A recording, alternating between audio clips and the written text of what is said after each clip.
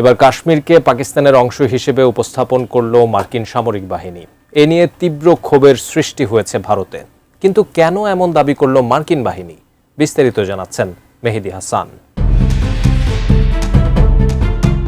ফ্রান্সে G7 সম্মেলনের ফাঁকে ট্রাম্প মোদি বৈঠকের পরদিনই মার্কিন সামরিক মানচিত্র ঘিরে নতুন কূটনৈতিক বিতর্ক তৈরি হয়েছে। মার্কিন প্যাসিফিক কমান্ডের প্রকাশিত একটি মানচিত্রে পুরো কাশ্মীরকে পাকিস্তানের অংশ হিসেবে দেখানো হয়েছে।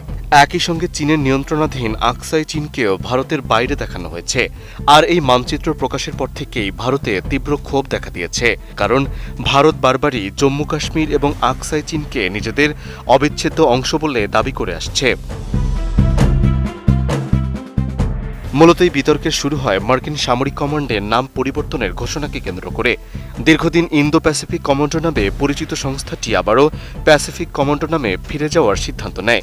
আর সেই সিদ্ধান্তের ঘোষণা দিতে গিয়েই তারা এরিয়া অব রেসপন্সিবিলিটি বা AOR মানচিত্র প্রকাশ করে। সেখানেই পাকিস্তান অধিকৃত কাশ্মীরকে সরাসরি পাকিস্তানের অংশ হিসেবে দেখানো হয়। শুধু তাই নয়, আকসাই চীনকেও ভারতের মানচিত্রের বাইরে রাখা হয়।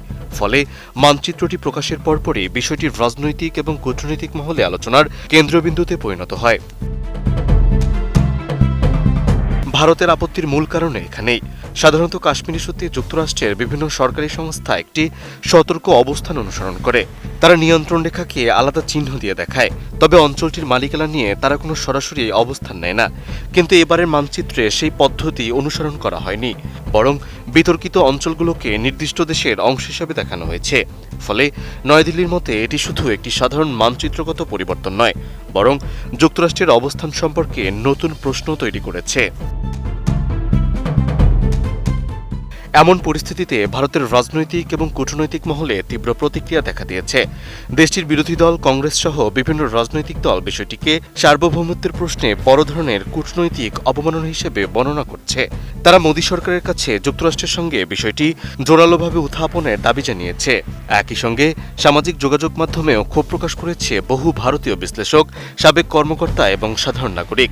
তাদের বক্তব্য, কাশ্মীর নিয়ে ভারতের অবস্থান বহুদিনের এবং সেই অবস্থানে কোনো পরিবর্তন হয়নি।